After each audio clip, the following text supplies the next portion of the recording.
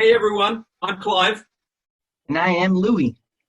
and today we're going to be talking about BIM best practices. It's a new webinar series. First one, we'll be talking about how to create the perfect BIM execution plan, and we'll be showing you the steps and some best practices to follow, about some industry challenges, the best practices that we can use to overcome those challenges, and then we'll finish on some pretty tough questions. So Louis, in our industry, what do you think the biggest challenge is today? I don't know where to start. Are you asking me about one or many?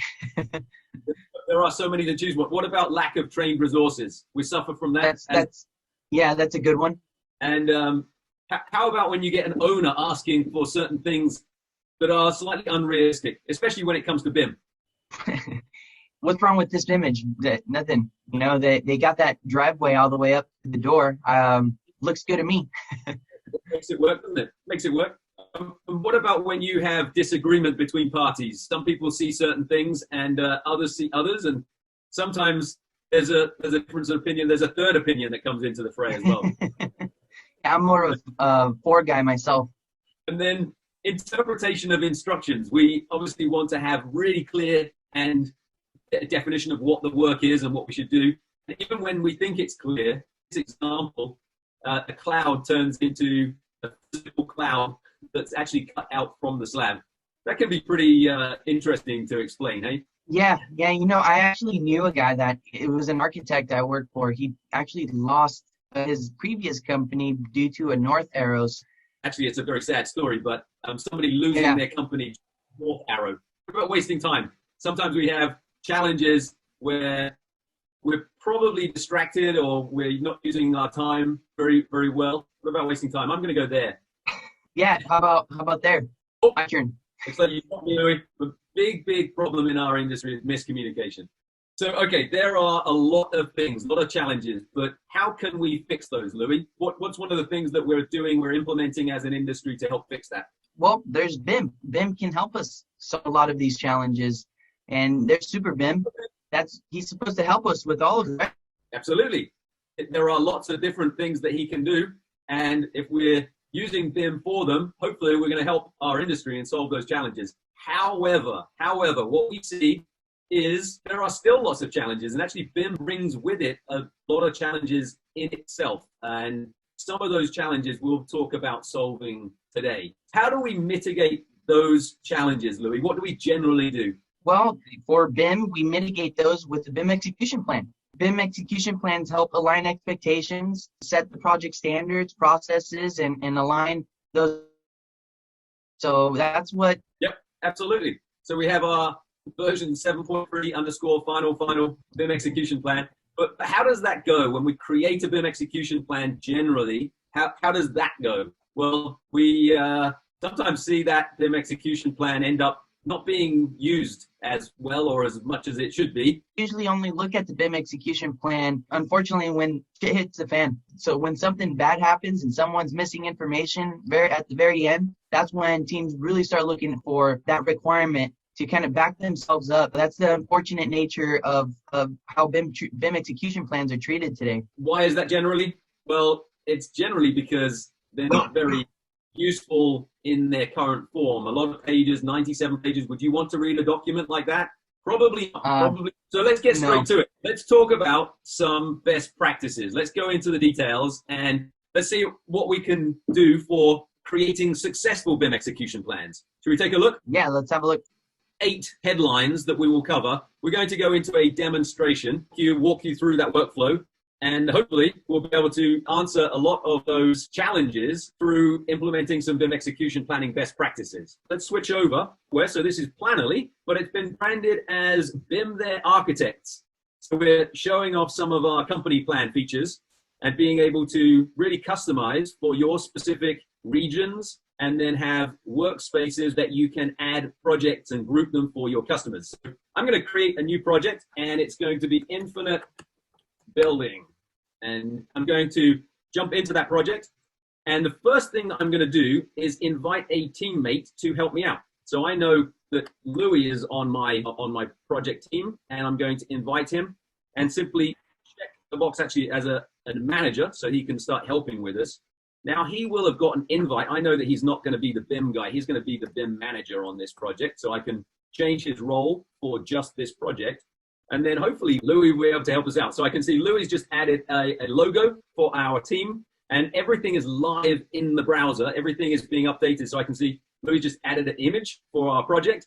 And maybe if I set up some quick links and maybe you fill in the project details, and we'll get this done. Yeah. Double.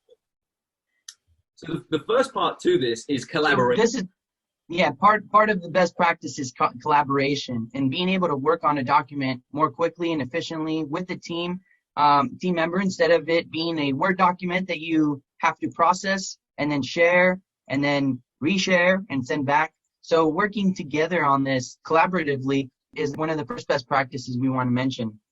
There you go. So almost instantaneously, we've set up our links out to other sources that our project team is using. Louis set up the project details in Las Vegas. I love it. And we are BIM There Architects. This is our team. Actually, I was going to rename our team in here. So let me just, our team. And when we've set the project up, what's the first thing that we want to do then, Louis? Where do we go from here? Let's get straight to it. Let's jump into the plan. So the plan is all about processes, standards, best practices. And if we jump into the plan, we can see, okay, it's blank to start with, but I'm going to create a new section in here. And then I'm going to simply grab some content that I've been working on. Maybe the ISO guidance notes have just come out, which is really great, make it easy to work with. So I can copy and paste some content in here so we can start working. If you have your current BIM execution plan, just copy and paste that content right in. It's easy as that, especially if you're using Word to Chrome integration. It actually asks you if you want to make all the formatting more consistent. So it'll actually find any consistencies and make them all consistent in the new document. Yep. And so if we're collaborating together, you can see everything is saving to the cloud. So saved a few seconds ago. Louis will be, oh, there you go. Under my cursor, I can see Louis adding a section here, even with some engaging content like a video in as well. And this could be a section that I could bring in from my own project, my own set of templates. So if we were working on as two separate teams and we wanted to merge BIM execution plans to really help this project out, this is a good way to do that. Yep. And I can add tables or images, text, any content, videos I can grab. I can either drag and drop a video in here. I can get really into some very engaging content to be able to collaborate with Louis as he is making these changes as well. And I'm trying to follow our demo script. Where are we going next? Help me out, Louis. Oh, you want to share? You want to show how the templates are first. Yeah, let me bring in some templates. That's a great idea. So these are ways to create a new section. But once you've already done this the first time, you'll have a set of templates. So essentially, you'll be able to choose from this same project, or if you created a template project, a lot to choose from if you're just getting started. But if you have your own, it's very easy to create that first template. And that's another best practice we want to mention is templatizing your BIM execution plan, so that one, it makes your projects more consistent, but two, you really get more efficient with them from project to project. So really that first one is kind of takes the longest. Your second's just going to cut down the time to create. So usually we get asked to create a BIM execution plan due yesterday. So this will kind of help out with that. Yep. So we've got a bunch of templates out of the box, and if you want more, you can request, but you can also build them yourself. In this example, I'm going to take the 3 sections inside of a category, and I'm going to drag in my project information, and it's going to build those inside of our plan. And if I open one of these, I can see, okay, this is great. Instantly, I've got content that's really useful that I can collaborate on, that I can edit if I want to, I can change, I can put links to, etc., etc. I can see Louis working on a section up here, and he's also adding some comments. I can see here, what do you think? I'm going to reply with, it looks great. And, so the collaboration here is very key. We haven't sent an email. We're collaborating together, communicating like we would on social media, and it just makes approving or publishing a section a lot more quicker. So as you can see, now I've asked him for his feedback. He provided some feedback. I've responded, and now from I've shared it with him when I was ready, and now I've published this section, and throughout the whole thing, it's live, it's updated, no miscommunication here. It's great, and I think that one of the key is being able to have all of this content tied together with that commenting thread and in bite-sized pieces. So instead of having to release the whole of our document to maybe the owner or the people, your client, what we can do is we can work on smaller bite-sized pieces, go through that commenting and approval workflow and publish just that content. So you can see other sections that Louis is changing. If I was to, and let's say that 2 of these are shared and 1 of them's published, and now maybe this is the right time to get Michelle's approval. Yeah, so some of the project information we might need from the owner. So if we wanted to, at this point, let's go ahead and invite the owner, which is Michelle, and in this example. So you want to go ahead and add her? Yep. So I would go to the project page and add the owner and their function and different color for them. What color are we? Making sure that we haven't picked the same color. And now I can add Michelle, and I know her email address. And this will we'll invite her with the permission of viewer.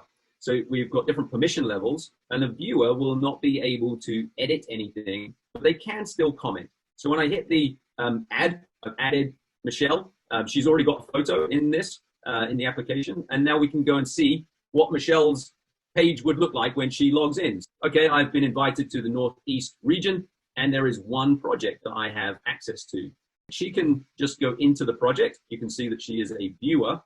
And as she goes into the project, she can see the teams and the contact details, but doesn't have an opportunity to edit anything. And the one thing might be interesting as well is that she has a different role. Her phone number will be completed based on her profile. So if she was to edit her profile and put in a telephone number, this is her telephone number, that would automatically update for everyone else on the project. And we can now see what Michelle sees. So I'm going to try and do a split screen, and we see Michelle going into the plan.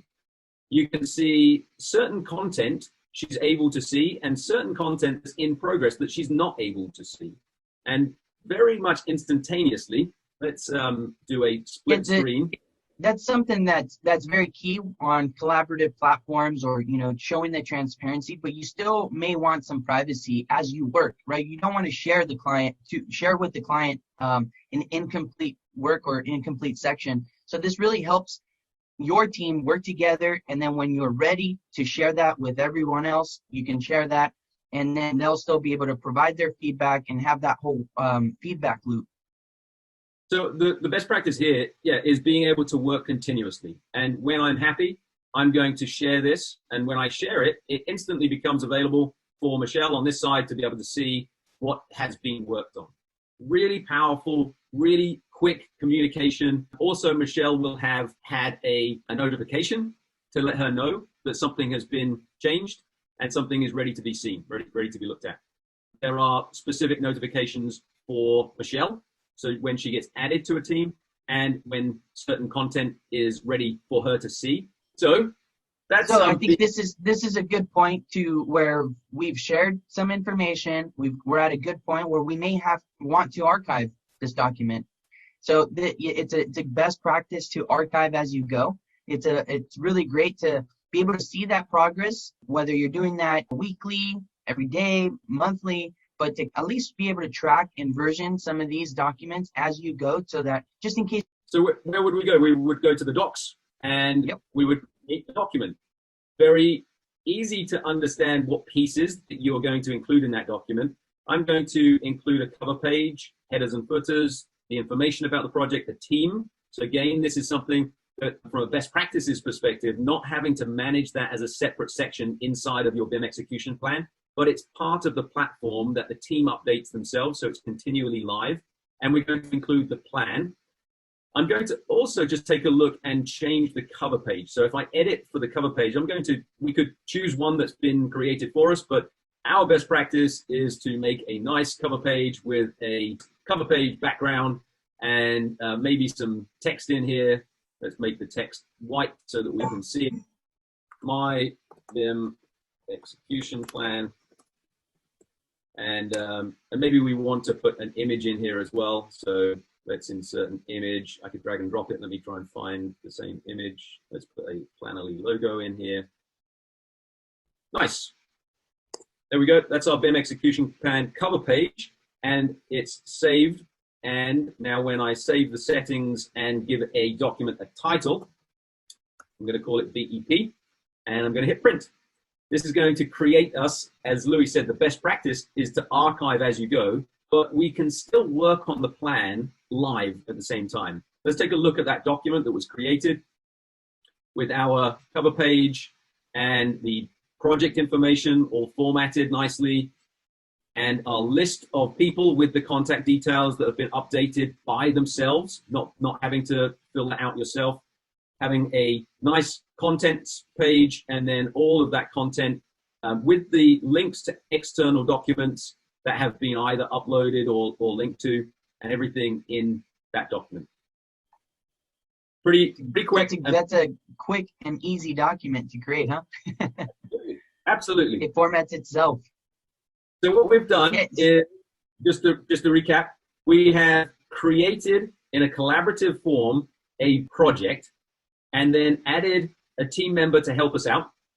That team member has collaborated and online created the content in double quick time.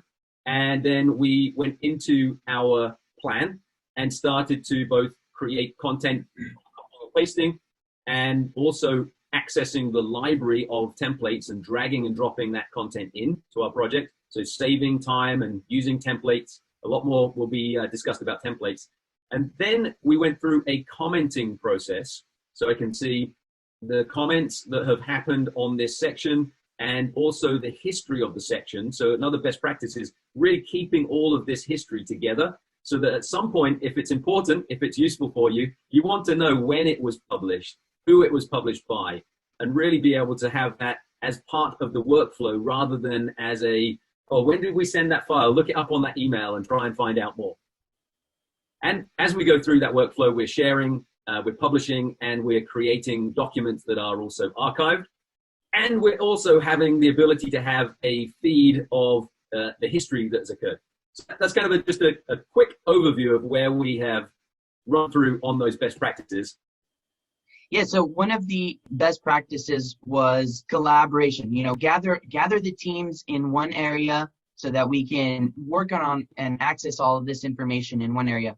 Now, the central hub for all your project and other web applications, the information, giving them your team's access to this is really key. You know, most teams members work on multiple projects. So if you can kind of gather all that information in one area and make it easier for them and say, okay, today I'm working on this project. Here's all the information. If you can do that by centralizing the information, that's key.